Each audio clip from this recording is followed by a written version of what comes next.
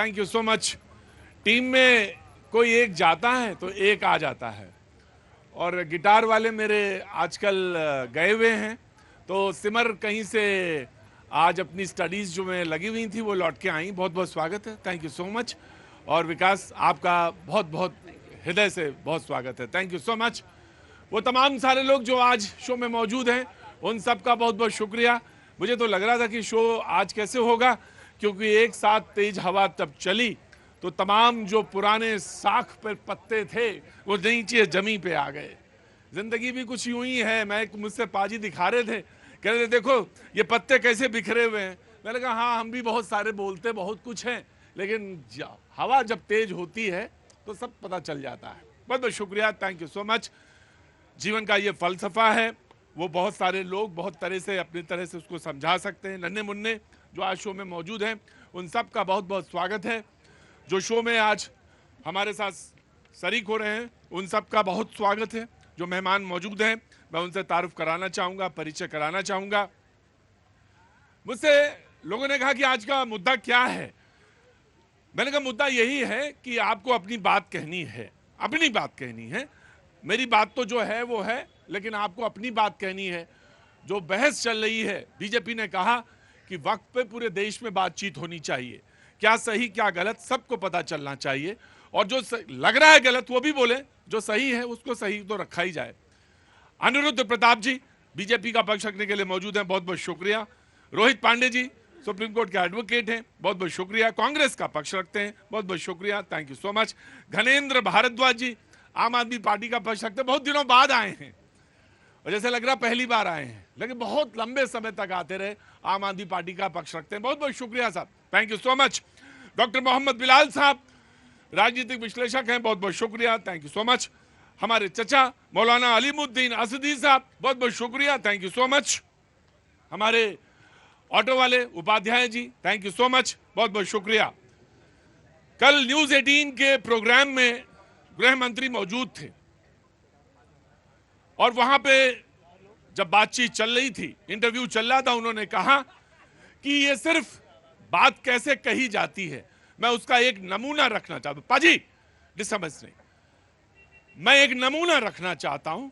और बात दरअसल वो ये थी कि राहुल गांधी को, बात दरअसल वक्त पर आई तो उन्होंने कहा कि राहुल गांधी को मैं एक बात पे चुनौती देना चाहता हूं। ये गृह मंत्री बोल रहे हैं, चुनौती देना चाहता हूं, और चुनौती ये कि वो एक भी नाम बताएं जो सीए जो कानून बना था उससे क्या किसी मुसलमान को इस देश से बाहर भेजा गया, और जबकि इतना बड़ा आंदोलन, इतनी बातें कही गई सीए के नाम पर, एक भी शख्स क्या देश से बाहर गया, इसको चुनौती।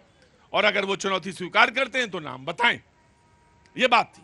और दूसरी बात जो उनकी बहुत महत्वपूर्ण थी, जो कि हमारे आप सबके लिए संदर्भ में रखी जा सकती है, कोई जनजीवन से जुड़ी बात है, वो ये कि युवाओं से उन्होंने कहा कि भाई कोई भी बात स्वीकार करी जा सकती है, उसका पक्ष विपक्ष हो सकता है, लेकिन एक बात कभी नहीं स्वीकार की जा सकती, और वो है तुष्टीकरण। तुष्टीकरण नहीं, ये बात गृह मंत्री कह रहे हैं कि स्वीकार नहीं की जाती। राहुल गांधी ने अहमदाबाद में, क्योंकि उनका अधिवेशन चल रहा है, वहां से उन्होंने कहा कि मुसलमान का जो धर्म है वो उस पर खतरा है, देश पे खतरा है, मुस्लिम जो है समुदाय उस पर धार्मिक छेड़छाड़ है, खतरा, ये तमाम बातें। इसी संदर्भ से बातचीत का सिलसिला शुरू करूंगा। सबसे पहले मैं कांग्रेस के प्रवक्ता रोहित पांडे, कांग्रेस के प्रवक्ता हैं, उनको बात कहने का मौका। जी रोहित जी आगे आइए। देखिए राहुल जी अहमदाबाद में मोदी जी के गढ़ में जाकर के ललकारा है और हुंकार लगाया है, और कांग्रेस के लोगों को, जो देखिए दिल से कांग्रेसी हैं, पूरे हिंदुस्तानी जितने भी हो कांग्रेसी हैं, आप इसको समझना इस बात को। देखिए अगर आप ये कहेंगे कि वहां पे अहमदाबाद में वक्त की बात की संसद में नहीं किया, देखिए संसद में पार्लियामेंट में माइक बंद कर दिया जाता है, बोलने की आजादी छीनी जा रही है, संविधान को तार तार किया गया, छिन्न भिन्न किया गया, आपने देखा है, माइक बंद कर दिया गया। जब आप बोलने नहीं देंगे तो आप पब्लिक में बोलेंगे ना, लोगों को तो बोलेंगे। पब्लिक जनता से बड़ा कोई नहीं है, जनता ही राजा है। राइट। 16 घंटे बहस हुई, 16 घंटे बहस हुई, 38 बैठकें ज्वाइंट पार्लियामेंट कमीशन की हुई, लगभग 125 या 128 घंटे वहां बहस हुई। राहुल गांधी बोलना चाहते तो बोल सकते थे, वो आए नहीं। और मैं आपको एक और बात बताएं, प्रियंका जी तो जब वोट पड़ना था तो आई ही नहीं। चाचा तस्दीक करना अगर गलत बोल रहा हूं मैं। ठीक कहा आपने, हमें शिकायत है कांग्रेस से। हाँ, मैं चाचा आऊंगा, पूरी बात होगा, मैं पूरी बात लूंगा। आप बात आके नन्हे मुन्ने जो लोग हैं वो पूछ रहे पता नहीं देश कहां जा रहा है, आप कह रहे हो अरे देश तो खाई में जा रहा है। ये नहीं होना चाहिए। आप देश के जिम्मेदार व्यक्ति हैं, आपको ऐसे नहीं बोलना चाहिए। बोलना चाहिए राहुल जी, बताइए। नहीं बोलना चाहिए, बिल्कुल नहीं बोलना चाहिए। तो फिर क्यों बोले? बोलना है। अरे फिर क्यों बोलना है? अगर आप संविधान के साथ खिलवाड़ करेंगे तो भाई क्यों नहीं बोले? अरे 16 घंटे बहस थी, आ जाते। अरे मनमानी तरीके से आप रिकॉर्ड कर रहे हैं, कोई से रिकॉर्ड पे नहीं आ रहा है।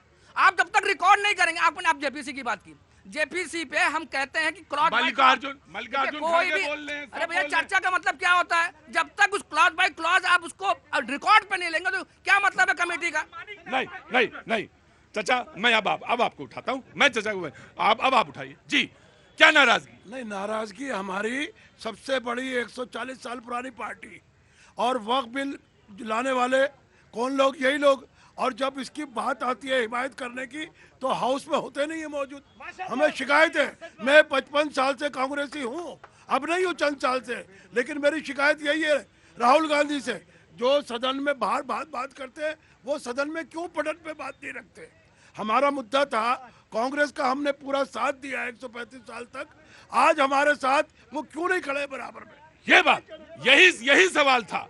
यही, अरे भाई आप बोलना चाहते तो बोलते, आपके पास पूरा टाइम था। संसदीय इतिहास की दूसरी सबसे बड़ी बैठक हुई, चर्चा हुई। बैठक मतलब चर्चा चली, दूसरी सबसे बड़ी। और सवाल आप कह रहे हैं कि भाई लोकतंत्र खतरे में। भाई कैसे लोकतंत्र खतरे में? वो कह रहे हैं कि तुष्टीकरण की राजनीति जो है नहीं चलेगी। मैं इस पर सेकंड पॉइंट पे आता हूं आपके पास। तो उस दिन खतरा में था जिस दिन भारत में इमरजेंसी लगा था। अरे क्या नाम आपका? मेरा नाम विवेक कुमार शर्मा है। अच्छा, कहाँ से आ रहे हैं? हम तो बिहार के अरवल से आए हैं। हाँ, तो उम्र क्या है? उम्र अभी 28। हाँ, तो पैदा ही नहीं हुए थे आप? सुने ना, पैदा तो हम गांधी जी को भी नहीं देखे थे, लेकिन सुनते हैं कि मैंने कहा ना, ये देश गांधी के विश्वास पर जिंदा है और वो विश्वास है। बहुत सारे सवाल लोग दाएं बाएं कर देते ना, गांधी का देश है ये मुल्क गांधी का ही है। बिल्कुल है, मैं डिवाइड नहीं कर रहा हूँ। मैं बिल्कुल सुभाष का भी है, आजाद का भी है, भगत सिंह का भी है। मैं बिल्कुल डिवाइड नहीं कर रहा हूँ जी। ये हमारे कांग्रेस के नेताजी राहुल जी कर रहे हैं। कहाँ से आना हुआ सर? राजस्थान से हूँ। अच्छा। पहले तो राहुल जी को परिपक्व बनाइए, अभी उनमें बचपना है। नेताजी वाली परिपक्वता लाइए। मोदी जी के मुकाबले वो विरोध करे, लेकिन विरोध का भी कैडर होना चाहिए। वो संसद में कभी आंख मारते, कभी प्रियंका जी का गाल मरोड़ते, कभी कुछ हरकतें करते। संसद की मर्यादा का ध्यान रखे, तभी देश आगे बढ़ेगा। मैं कांग्रेस, देखिए मर्यादा की बात कर रहे हैं वो लोग, मर्यादा की बात कर रहे हैं जिन्हें इन्हें तो राजनीति करना आता है। ये पॉलिटिक्स बहुत अच्छी से जानते हैं बीजेपी वाले। देखिए ये अच्छा हुआ कि 400 पार नहीं गए, नहीं तो संविधान भी चेंज कर देते अगर 400 पार गया होता। तो ये बीजेपी और ये मोदी जी का बिल है, ये बीजेपी का बिल है। ये प्रधानमंत्री का और केंद्र सरकार का बिल नहीं है, ये मोदी का बिल था। ये अमेंडमेंट जो हुआ है ये बीजेपी का अमेंडमेंट है, ये मोदी का अमेंडमेंट है, ये केंद्र सरकार का। मैं बिल्कुल आज बहस बड़े आराम से बहस चलेगी। अरे गुरुजी, भाई गुरुजी आदाब, अरे जनाब बड़े आराम से बहस चलने दीजिए। बादल ऊपर वैसे ही गरज रहा है बहुत ज्यादा, यहां भी आवाज तेज हो जाएगी तो बनेगा नहीं। बात दरअसल ये है, जिन्हें जाना हो बारिश में जाएं, हम लोग तो भीगने के लिए ही खड़े हैं। बहस दरअसल ये थी कि 2013 तक आजादी से 2013 तक कितने 17 लाख, मैं अगर आंकड़ा सही करना चाहें तो मेरा आंकड़ा सही कर दीजिएगा जी। आंकड़ा 1 मिनट सही करने दीजिए। 9.4 लाख एकड़ थी और 13 के बाद क्या दिक्कत है? तो आप तो अभी ये कह रहे थे कि ये मोदी जी बिल लाए हैं, तो ये मोदी जी बिल कैसे 13 में आए? आप हमारी प्रॉपर्टी का जो एक मुसलमान ने तो एक अपने नहीं, मैं इसलिए ये सवाल मैं आप संपत्ति को गिन क्यों गिन रहे हैं भैया? संपत्ति तो बहुत सारी ऐसी और भी है। एक मिनट रुको। आंकड़ा नहीं निकाल रहे हैं आप।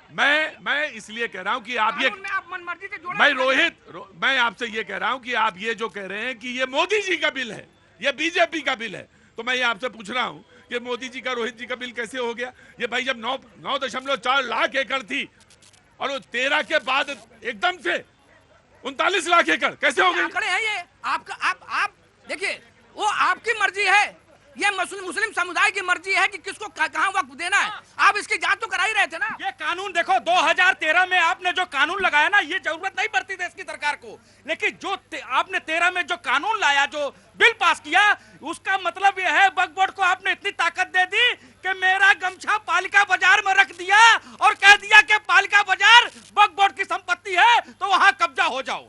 ऐसे ही चलता रहा इस देश में। और आप बोल रहे हो मोदी जी का बिल है, तो 2013 में 100 करोड़ इस देश में बहुसंख्यक समाज है। आपने उनसे पूछा?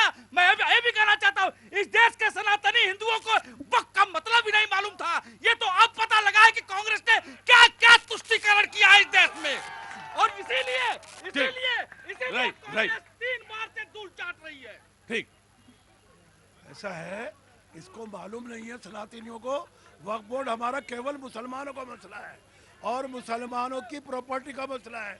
हम अगर बात कर रहे हैं, अभी आप बात कर रहे थे अमित शाह जी की, हम आशा करते हैं अमित शाह जी हमें आश्वासन दे दें, हम उनकी पार्टी का भी साथ देंगे और उन लोगों का भी साथ देंगे। हमारे मजहब के मामले में छेड़छाड़ करना बंद कर दें। भाई उन्होंने कहा कि हम कोई भी धार्मिक छेड़छाड़ नहीं करेंगे। मैं आ रहा हूँ, धनंजय आ रहा हूँ। जी आपके मजहब पर एक कौन मिनट, हाँ, छेड़छाड़ हाँ, किया? एक मैं मिनट, हाँ। पूछना चाहता हूँ। किनारे। मैं अपने बड़े अदब के साथ कहूंगा कि वो हमारे मामलों में छेड़छाड़ कहाँ कर रहे हैं, जबकि विपक्ष के लोग मुसलमानों को डराने का और बहकाने का काम कर रहे हैं। डरा रखा है, न सीए से कुछ हुआ, न वक्फ बोर्ड अमेंडमेंट से कुछ हो रहा है, लोगों को पसमानदाओं को शिरकत मिल रही है। नहीं, उत्तर प्रदेश में क्या कर रही होगी जी? क्या किया? अरे मस्जिदों को तोड़ना है। नहीं, कौन कर रहे हैं? कहाँ तोड़ी है? मदनी मस्जिद तोड़ी। आप ऐसा है, बिना सबूत कोई बात ना करें आप। अगर आप विपक्ष जो है डराने का काम कर रहा है, नहीं मुसलमान बगैर सबूत के नहीं। अरे वो चली गई, आंधी भी चली गया, पानी भी चला गया। हाँ मैं आ गया। अरे चला गया, पानी वानी चला गया और अच्छा हो गया, मौसम बढ़िया हो गया। जी मैं बीजेपी को अब देता हूँ, मैं आ रहा हूँ बीजेपी। जी अब चचाक बंद कर लो, इसे इतनी देर थी बारिश, वो थोड़ी देर चलता है देश भर में, और फिर हम बड़े समझदार लोग हैं, सब समझ में आ जाता है हम लोग को कि है क्या मसला। वो थोड़ी देर आंधी आएगी, थोड़ी देर बारिश होगी, थोड़ी देर भीगेंगे और डटे रहेंगे कुछ लोग, और फिर कहेंगे देखो सब कुछ ठीक हो गया। जी हाँ जी मैं आया। जी सर। क्या नाम है? सतेंद्र शर्मा। सतेंद्र जी कहाँ के रहने वाले हैं? सर मैं इसे ग्वालियर से हूँ, पर दिल्ली में मुझे 8 साल हो गए सर, जॉब करता हाँ हूँ जी प्राइवेट। बोलिए। सर किस मसले में बताओ? बहस किस पे चल रही है? बहस वक्त पे चल रही है ना सर। सर मसला तो ये था मुसलमानों का 1947 का, वो खत्म हो गया, पाकिस्तान ले गए। अरे अब चलो वो तो खैर बात पुरानी हो गई, अब तुम कहाँ 47 का मसला ले आए? ये सब बाशिंदे हैं और सब हमारे ही हैं, अपने ही हैं, और जो नहीं गए थे उन्होंने इसको मुल्क माना और ये मुल्क उनका भी है, ये बात गलत। जी हाँ देखिए राहुल गांधी जी की तो आदत है, आप देखेंगे ना टूल किट जब उनको नहीं मिल रहा है काफी दिन से, तो वो बहुत एक्टिव नहीं रह गए हैं। अभी पिछली लोकसभा में वो डिफेंस कमेटी की स्टैंडिंग कमेटी में सदस्य थे। आप ये ताज्जुब करेंगे कि सिंगल बैठक में वो व्यक्ति नहीं गए हैं। वो स्टैंडिंग कमेटी की डिफेंस की मीटिंग में कभी वो व्यक्ति नहीं गए, बाहर आके देश की सुरक्षा पाके मीडिया के सामने बयानबाजी बतौलेबाजी करते थे।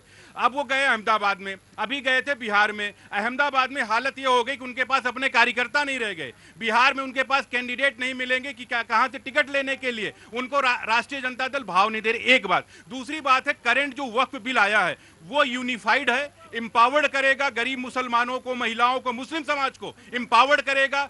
इफिशियंसी उसमें है, डेवलपमेंट है, उसमें हर चीज है वो, क्योंकि एक नई उम्मीद के साथ आया है और मोदी जी के नियत पे शक नहीं करना चाहिए। और कांग्रेस कौन सा बिल लाती है कि 400, जब ये कहते हैं ना कि 400 पार रहता, तो 400 पार जब कांग्रेस के पास रहता, जानते क्या बिल लाते हैं? 70 साल की महिला को उसके पति ने तलाक दे देते हैं और सुप्रीम कोर्ट ने केवल 70 रुपए देने के लिए कहा गुजारा भत्ता के लिए, लेकिन ये झुक गए राजीव गांधी जी। और बिल क्या लाते हैं? एक 70 साल की विधवा महिला को 70 रुपए महीना गुजारा भत्ता नहीं दे सकते हैं। और मोदी जी क्या लेके आते हैं? महिलाओं का हक लेके आते हैं मुस्लिम में, जो ट्रिपल तलाक था। राइट, नहीं तो मैं गुजरात वाली एक बात भूल गए। अरे तुम एक बात भूल गए, मैं आ रहा हूँ। बाबा ये हटा बेटा, ये तो तमाशा ले जाता।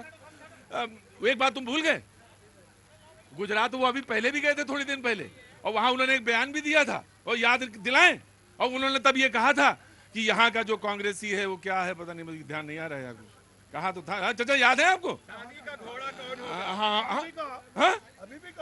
आप याद ना दिलाओ, कोई बात नहीं। हाँ जी बोलो। देखिए जो कांग्रेस पार्टी है बहुत पुरानी पार्टी है। दूसरी बात, दो बात ये जो गुजरात है ना, ये मोदी की नहीं है। ये गुजरात जो है महात्मा गांधी जी और सरदार वल्लभ भाई पटेल जी का है।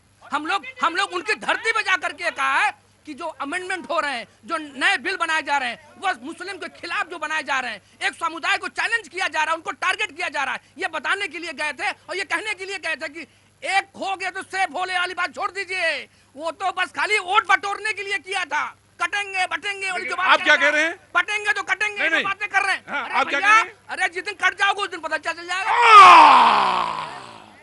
ये वही लोग थे जो एक हैं तो सेफ हैं के नारे का विरोध कर रहे थे, और ये आज आके हमको बता रहे हैं कि अरे चले गए तो ये हो जाएगा। अरे डरावना भैया, ये मुल्क तुम्हारा नहीं, अगर गुजरात उनका नहीं तो ये मुल्क तुम्हारा भी नहीं है, ये मुल्क सबका है भाई। अपने अपने जितने इनके ट्रस्ट हैं, जो राम जन्मभूमि का तीर्थ क्षेत्र का जो ट्रस्ट है, उनमें अनिवार्य किया गया है कि हिंदुओं को ही रखा जाएगा। अरे भाई ये बात वक्फ बोर्ड में आप गैर मुस्लिम को कैसे रख सकते हैं? ये बात ये संवैधानिक तरीके से गलत नहीं है? बात सुन लो, बरगलाने की कोशिश बार बार नहीं करनी चाहिए, झूठ नहीं बोलना चाहिए, गलत होता। उन्होंने कहा हाँ हमने ये किया प्रावधान कि हिंदुओं के ट्रस्ट में नहीं होना चाहिए, गैर नहीं हिंदू आना चाहिए, और यही बात हमने मुस्लिम वाले में भी की है कि गैर मुस्लिम वहां नहीं होना चाहिए।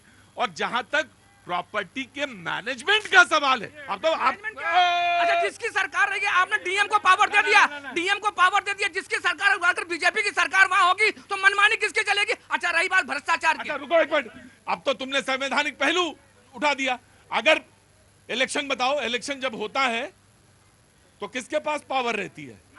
बता मुझे भैया। डीएम यूनिट, मेरी बात सुनिए, आप डीएम को पूरी पावर दे दी, क्या आप गारंटी देंगे कि डीएम जो है बीजेपी शासित केंद्र शासित जगह पे सरकार जहां होगी उस पे क्या भ्रष्टाचार नहीं हो? गारंटी देंगे आप? मतलब गारंटी देंगे आप? पहले आप राइट रोहित पहले आप सवाल संवैधानिक का उठाते हैं, संविधान खतरे में कहते हैं, फिर आप इलेक्शन कमीशन कहते हैं, अब आप डीएम पे भी भरोसा नहीं है। और तो मैं आपसे पूछूं, मैं एक सवाल आपसे पूछूं, तो फिर मैं आपसे सवाल पूछता हूं, तो ट्रिब्यूनल पे हम कैसे भरोसा कर लें? सिर्फ आपको भरोसा नहीं है? आपको वही सरकार अपॉइंट करती है। नो सुनिए, तो आप कह रहे हैं डीएम, हम कह रहे हैं नो, ट्रिब्यूनल पे बिल्कुल भरोसा ना करिए। आप जितना भरोसा उतना ही करिए। अगर आपको लगता है रोहित आप तर्क दे रहे, मैं भी तर्क दे रहा हूं, और आपको सुनना पड़ेगा मेरा तर्क भी। अगर आपको ट्रिब्यूनल पे नहीं भरोसा है, आपको लगता है मेरे खिलाफ गया, तो हाई कोर्ट जाइए, अपीलेट कोर्ट जाइए, सुप्रीम कोर्ट जाइए। आता हूं। आम आदमी पार्टी, देखिए प्रतीक जी, लड़ाई किस बात की हो रही है? लड़ाई इस बात की हो रही है कि इंसाफ हो रहा है। मैं क्या कह रहा हूँ प्रतीक जी, वक्फ बोर्ड में अमेंडमेंट 2013 में भी हुआ था। बिल्कुल हुआ। 2013 में जब अमेंडमेंट हुआ था तब भारतीय जनता पार्टी ने उस वक्त अमेंडमेंट का सपोर्ट करा था। Sushma Swaraj leader of opposition थी लोकसभा में, और राज्यसभा में Arun Jaitley leader of opposition थे। इन लोगों ने समर्थन करा उसी वक्फ अमेंडमेंट का, जिस वक्फ अमेंडमेंट को आज ये लेके आए हैं। अगर उस समय ये क्या कहना चाह रहे हैं कि उस समय सुषमा स्वराज जी ठीक नहीं थी, अरुण जेटली ठीक नहीं थे, अडवाणी जी सदस्य थे, अडवाणी जी ठीक नहीं थे। अब भारतीय जनता पार्टी का एक्चुअल मकसद क्या है कि जैसे इन्होंने, इनका एक ही काम है कि देश की सारी जमीन, सारे संसाधन इकट्ठे करके अपने दोस्तों को दे दो, उद्योगपति मित्रों को दे दो। आज वक्फ की प्रॉपर्टी हथियारे हैं, कल ये गुरुद्वारों की प्रॉपर्टी हथियाएंगे, परसों ये क्रिश्चियन की हटाएंगे, फिर जैन की हटाएंगे, फिर ये हिंदू ट्रस्ट की हटाएंगे। प्रतीक जी देखिए, बहुत बड़ा सवाल है कि प्रतीक जी, मैं ये कह रहा हूं कि इन्होंने एक अमेंडमेंट में लेके आए कि नॉन मुस्लिम मेंबर बन सकता है वक्फ बोर्ड का। अरे अगर नॉन मुस्लिम आज अगर वक्फ बोर्ड में मेंबर बन जाएगा, कल ये बोलेंगे कालका जी मंदिर के ट्रस्ट में भी मुसलमान बनाएंगे। फिर वही बात कही, फिर आपने कहा, मैंने आपको बताया कि धार्मिक जो कमेटी है उसमें गैर मुस्लिम नहीं है। ये गलत बात बार बार कह रहे हैं। वो जो सेंट्रल बात है जिसमें उन्होंने कहा कि सिर्फ जो अपॉइंटी होंगे वो एमपीज हैं, वो वहां पे देयर इज अ डिफरेंस। देखिए मेरी बात सुनिए, और दूसरी बात आप ये जो बार बार कह रहे हैं की अमेंडमेंट लाए 13 वाला। इस देश में कितने संशोधन हुए? 47 के बाद से कितने संशोधन हुए? और संशोधन जो होते हैं हमेशा बेहतरी के लिए सोचे जाते हैं। ऑफकोर्स 13 में अगर हुआ तो उसके बाद प्रॉपर्टी थी 9.4 लाख एकड़ और 13 के बाद 14 तक आते आते हो गई 39 लाख एकड़। सवाल तो पूछा जाएगा ना, सवाल तो पूछा जाएगा घनश्याम जी। जो नॉन मुस्लिम मेंबर वाली बात हुई, उससे पहले भी ये वक्फ की प्रॉपर्टी का मैं थोड़ी कह रहा हूं, उस समय इनके कैबिनेट मिनिस्टर होते थे माइनॉरिटीज के मुख्तार अब्बास नकवी, उन्होंने कहा कि 99% जो वक्फ की प्रॉपर्टी है वो सारी डिजिटलाइज हो चुकी है। अगर सारी प्रॉपर्टी डिजिटलाइज हो चुकी है तो अब ये फसाद कराने की क्या जरूरत है? अब किसके कागज चाहिए जब 99% प्रॉपर्टी वक्फ की डिजिटलाइज हो चुकी है? तो अब ये किस लिए करे?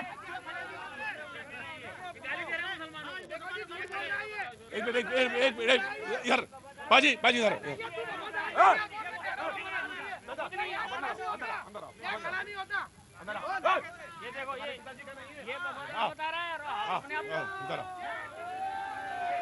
फालतू की बात है। मैं तुरंत यहां से भगा दूंगा तुम्हें। तुम्हारे पिताजी का नहीं है ये मुल्क। खड़े रहो चुपचाप।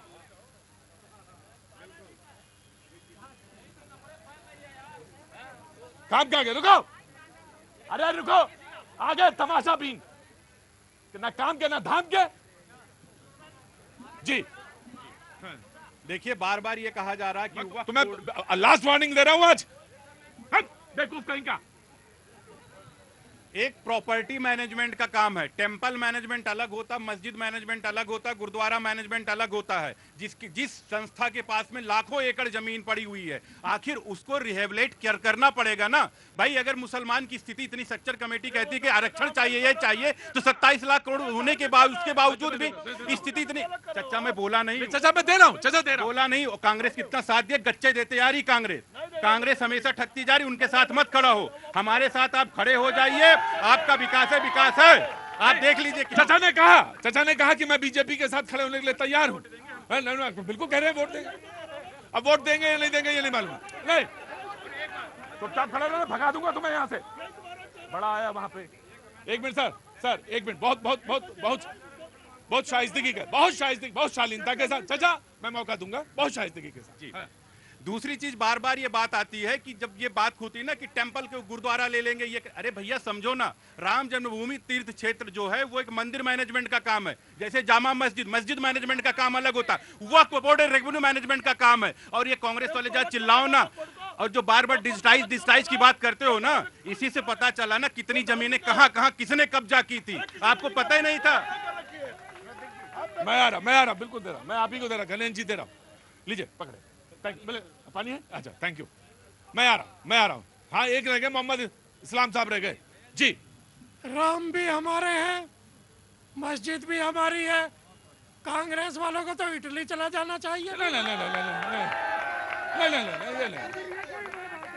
ये कोई बात है क्या हमें भड़का के? अब हम तुम्हारे साथ कब तक लेंगे वोट? कब तक मारेंगे हमें चोट? कोई तक हमें धोखा देते हैं। हम बहस कर रहे हैं, हम बरकरार नहीं रहे। ये बात आपके ऊपर भी लागू होती है, उधर भी लागू होती है। 60 साल राज किया, बहकाया, बहलाया, फुसलाया, वोट ली, विकास करा अपना, हमें क्या मिला? अब मैं आपसे एक सवाल पूछता हूँ। एक मिनट, मैं आपसे एक सवाल पूछता हूँ। जनाब अली, आप क्या इतने बच्चे हैं, समझ में नहीं आ रहा है अब भी आपको कि आपको कोई बहला सकता है, फुसला सकता है? हम बच्चे हैं because we are uneducated। शिक्षा का अभाव है, जैसे चाहो वैसे बहका लो। और इसमें सबसे बड़ी रुकावट, जिनका 54-55 साल राज रहा, उन्होंने सिर्फ वोट ली और कुछ नहीं दिया। गलेन देखिए प्रतीक जी, मैं फिर वही कह रहा हूं कि पूरा इस वक्फ अमेंडमेंट बिल को लाने का सिर्फ कारण क्या है? ये चाहते हैं कि देश में लोग रियल इश्यूज पे बात ना करें, देश में बेरोजगारी पे चर्चा ना हो, देश में महंगाई पे चर्चा ना हो, देश में डूबती अर्थव्यवस्था पे चर्चा ना हो। 5 मिनट के अंदर 19 लाख करोड़ आम इन्वेस्टर का चला जाता है, आम इन्वेस्टर का डूब जाता है, सरकार कोई चर्चा नहीं करती। आज सरकार को जो देश के रियल इश्यूज है उन पे बात करनी चाहिए। आप और हम कितने दिनों से टेलीविजन पे यही चर्चा देख रहे हैं, 19 लाख करोड़ रुपया आम आदमी का खत्म हो गया, सरकार ने कोई बात नहीं करी, किसी टीवी चैनल में चर्चा नहीं। उससे पहले 94 लाख करोड़ रुपया आपका और मेरा पैसा था, वो सवा हो गया, कोई सरकार चर्चा नहीं कर रही। आज देश में बेरोजगारी हाईएस्ट चरम पे है, आजादी के बाद सबसे ज्यादा बेरोजगारी आज है, आजादी के बाद सबसे ज्यादा महंगाई आज है, सबसे ज्यादा अनएम्प्लॉयमेंट है, पूरा देश बर्बाद हो रहा है, किसान रो रहे हैं, किसान बार बार आंदोलन करते हैं, किसानों को दबाया जाता है, आज तक एमएसपी नहीं मिली। स्वामीनाथन कमीशन की रिपोर्ट, अरे चुनाव खत्म हो गए, नहीं चुनाव खत्म हो गए, लेकिन दूसरा चुनाव सामने आ गया है ना, तो वो नहीं मैं दरअसल अभी आएगी बहस, एक बहस और आने वाली है कि एक देश एक चुनाव, उसकी बहस आएगी, अभी कुछ दिनों बाद आएगी। लेकिन अभी जो बहस चल रही है, आपने कहा कि छोड़ देना चाहिए, देश में उन रियल इश्यूज पे बात नहीं हो रही जो होनी चाहिए, ऑफकोर्स होनी चाहिए, और मैं इस बात का, कोई हो या ना हो, मैं इस बात का हिमायती हूँ, मैं इस बात का, एक मिनट सर, मैं इस बात का हिमायती हूँ कि होनी चाहिए, रियल इश्यूज हैं, एजुकेशन है, हेल्थ है, इस पर होनी चाहिए। मैं आपसे एक सवाल पूछता हूं, 9.4 सर भाई साहब बराए मेहरबानी, सर गुरुजी आप बहुत पढ़े लिखे आदमी हैं, शक्ल से दिख रहा है, बराए मेहरबानी एक सवाल का जवाब दीजिएगा घनेन जी, और आप भी दीजिएगा।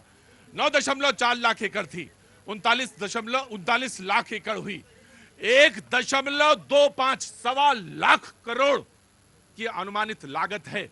कल यहां पे एक शख्स खड़ा था, उसने कहा कि एक छोटे से मामूली से कैलकुलेशन से मैं बताता हूं, आप कैलकुलेशन कर लीजिए, लगभग इस देश में अगर 25 लाख मुसलमान हैं, तो इस देश के हर आदमी को जानने का हक है कि कितने लोगों को, कितनी विधवाओं को पेंशन दिया आपने, कितने अस्पताल आपने बनाए, कितने आपने स्कूल बनाए, कितने मैनेजमेंट स्कूल बनाए, और कितने अस्पतालों का देखरेख करते हैं, यह देश को जानने का हक है। और आप अगर ये कहेंगे कि ये मेरे तो वालिद का है, तो मेरे वालिद का है, तो घनेन ये बहस नहीं है, फिर बहस को खत्म कर देना चाहिए। जी घनेन जी, इसलिए ये उतना ही इंपॉर्टेंट है, क्योंकि अगर 4,500 रुपए किसी व्यक्ति को मिलते हैं, तो कोई कैलकुलेट कर रहा था, मैं रफली, मुझे नहीं मालूम कैसे कैलकुलेट किया, और मैं उस पर विश्वास भी नहीं करता, लेकिन 1.25 लाख एकड़ के 1.25 लाख की अगर वो कोई अनुमानित लागत है, और उसका जो रेंट आना चाहिए, तो मैं ये जानने का तो हक है कि भाई साहब कि उसकी कीमत का क्या हो रहा है और क्या होना चाहिए। किरण रिजिजू जी ने पार्लियामेंट के अंदर कहा कि इन वक्त की प्रॉपर्टीज का अगर मैनेजमेंट ढंग से होता तो सरकार को 12,000 करोड़ रुपए मिलते, जिससे वो वेलफेयर के काम करते। हमने कहा पार्लियामेंट में कि एक नीरव मोदी को पकड़ लो, 20,000 करोड़ रुपए मिल जाएंगे, 12,000 करोड़ से वक्फ की प्रॉपर्टी की मैनेजमेंट करना, 8,000 करोड़ रुपए सरकार को आ जाएंगे। अरे इनके दोस्त देश का पैसा लूट रहे हैं। एक मिनट चुप, बिल्कुल अच्छी बात कही आपने, पहली बात कही, मैंने उसको तस्दीक किया। दूसरी बात की धनेंद्र, मैंने तस्दीक करता हूं, ये होना चाहिए। आज एक पकड़ के आया है, उसका नाम है तहव्वुर राना, एक आया है, और मुझे विश्वास है अगर वो आया है ना घनेंद्र, ये कोई वो मोहल्ले में कव्वाली नहीं चली कि मैं बोलूं फिर तुम बोलो, फिर तुम बोलो फिर मैं बोलूं, नो, अगर एक आया है घनेंद्र, एक आया है, तो विश्वास करो। और वो अगर यहाँ पे उसने इस लैंड ऑफ लॉ पे कोई क्राइम किया है, ये तो कोर्ट के जानकार है, बड़े बड़े वकील यहाँ खड़े हैं सुप्रीम कोर्ट के, अगर एक आया है यकीनन वो इसने यहाँ पे क्राइम किया, तो उसको आना चाहिए, उसको लाना चाहिए, एक बार, 2 बार, 100 बार लाना चाहिए। एक तो आ गया तहव्वुर राना, वो भी आ जाएगा, इसमें कौन सी ऐसी बात है। जी जनाब अली। सर मैं ये बताना चाह रहा था, जो आपने बात कही कि ये कांग्रेस के हमारे भाई जो है, मैं अदब के साथ कह रहा हूँ, देखिए ये विरोधी नहीं है कांग्रेस का, आप बिल्कुल एकदम आनाकानी कर लेते हैं, ये अपने भाई हैं। सर दर्पण झूठ नहीं बोलता, तो क्या दिख रहा है दर्पण में? गड़बड़ दिखी है। सुनो सर, हाथी के दांत खाने की ओर, दिखाने की ओर, जब से वो बिल आया है, हिंदुस्तान के तमाम शहरों में मुसलमानों को भड़काने का, उनको डराने का काम ये कर रहे हैं। मैं सबूत के साथ कह रहा हूँ, माननीय जब आप इतने हितैषी हो, कांग्रेस के लोग बाहर तो चिल्ला रहे हो, सदन के अंदर चर्चा में भाग आप नहीं ले रहे, हाथी के दांत खाने के और दिखाने के और मैं वही कह रहा था कि अगर आपको इतनी आप कह रहे हैं कि नीरव मोदी को लाना चाहिए, अरे लाना नहीं चाहिए, जरूर लाना चाहिए, जरूर लाना चाहिए। और आपने कहा कि 20,000 या 50,000 करोड़ रिकवरी हो जाएंगे, यानी आप इस बात से सिद्धांततः सहमत हैं गणेंद्र जी कि ये होना चाहिए और वो भी होना चाहिए जिसकी बहस हो रही है। सिद्धांततः आप सहमत हैं मेरी बात का, लेकिन मुझे मालूम है पार्टियों की रुको आ रहा हूं। हाँ हाँ बेटा मुझे मालूम है, तुम्हें पता है। नहीं नहीं वो प्रवक्ता है और बड़े अच्छे प्रवक्ता है नहीं ये नहीं। तो अगर आप सिद्धांततः सहमत हैं तो विरोध करने के लिए सिर्फ विरोध ना करिए। नमस्ते, कहां से आना हो गया? आजाद मॉडल टाउन से। तो मौसम अच्छा था, देख के निकल पड़े दोनों लोग। बार भी आए थे, बारिश हो रही थी, इस बार भी आए, बारिश हो रही। जिस बार पहले आए थे भी बारिश हो रही। तो ऐसा करा करिए, थोड़ा घर से निकला करिए, बारिश हो जाएगी फिर घर लौट जाया करिए, फिर आया करिए। यही हो रहा है, चकमा यही हो रहा है। चकमा दीजिए, किसी तरह भी चकमा दीजिए। कैसे हैं? कितने दिनों से आ रहे हैं आप? रोज आते हैं आप? कहाँ से आए बाबूजी? मैं यही कनाट प्लेस से हूँ। कनाट प्लेस से। बहुत बहुत शुभकामनाएं आपको, थैंक यू सो मच। कभी डिबेट में हिस्सा लें। आपके टीम के बहुत बहुत साधुवाद। इस बहाने लोकल लोगों को भी टीवी में देखने का मौका मिल जाता है। नहीं, मैं तो टीवी में काम कर रहा हूँ, सोच रहा हूँ कुछ दिनों बाद फिल्म में चला जाऊं तो कम से कम फिल्म में दिखाने का मौका लगेगा। लेकिन फिल्म वाले राजी नहीं है और टीवी वाले कह रहे हैं यही करो, तो मैं तो आपको फिल्म में दिखा दूं। हाँ, मैं तो फिल्म बनाऊं, आपको दिखाऊं, और यकीनन कोई फिल्म का अगर कोई प्रोजेक्ट हो तो मुझे बताइएगा, जरूर बताइएगा। जी नमस्कार, कहाँ से आना हुआ? राजस्थान से आया हूँ। आज राजस्थान वाले बहुत आ गए, क्या बात है? आप कहाँ से? राजस्थान से? पाली से हैं? अच्छा, और आप कहाँ से? जयपुर से सर जी। अच्छा, जयपुर से। मैं आपसे मिलने आया हूँ बस। अच्छा, ये जो आंधी पानी लेके आए हैं आप? साथ ही लेके आया हूँ मैं, ये साथ ही लेके आया हूँ। हाँ, ये मुझे अच्छा लगा। पूरा परिवार आपका शो देखता है। अच्छा, परिवार देखता है। ये मेरी बेटी है। खूब आशीर्वाद। क्या कर रही है? मैथ्स में सर। अच्छा, वेरी गुड वेरी गुड। क्या है? तो आपको देखने के लिए ही वहाँ से चल के आए। क्यों? क्योंकि जब आप बोलते हो ना, डिबेट करते हो, तो लगता है कि कोई हमारी बात पहुँचा रहा है वहाँ तक, कोई हमारी बात पहुँचा रहा है वहाँ तक। अब देखो ऐसा है ना कि 100% तो मैं भी नहीं सही बोलता हूँ, कहीं कहीं तो लगता है कि ये गलत बोल रहा है। आज को आज नहीं है। अच्छा ठीक है जी। रोहित जी, कांग्रेस। देखिए अभी आपने आंकड़े जो आप गिनती गिनवाते हैं ना कि 1.25, ये जो हम भी घबराने लगते हैं। नहीं तुम घबराए ना करो, आप तो वकील हैं। आपका जो आंकड़ा है, देखिए ये आंकड़े गलत है क्या? प्रतीक भैया, अगर कोई डिस्प्यूट है, प्रतीक भैया मेरी बात समझिए, अगर कोई लैंड डिस्प्यूट है, एक मिनट भाई साहब, बीजेपी वाले आप लोग तो पहले एनआरकी फैलाते हो ना, थोड़ा बंद करो अपना बोलना होना बहुत ज्यादा। जो 2014 के बाद 2014 के बाद कट्टर बने हो, थोड़ा रुक जाओ और किसी कहने पर कट्टर मत बनिए।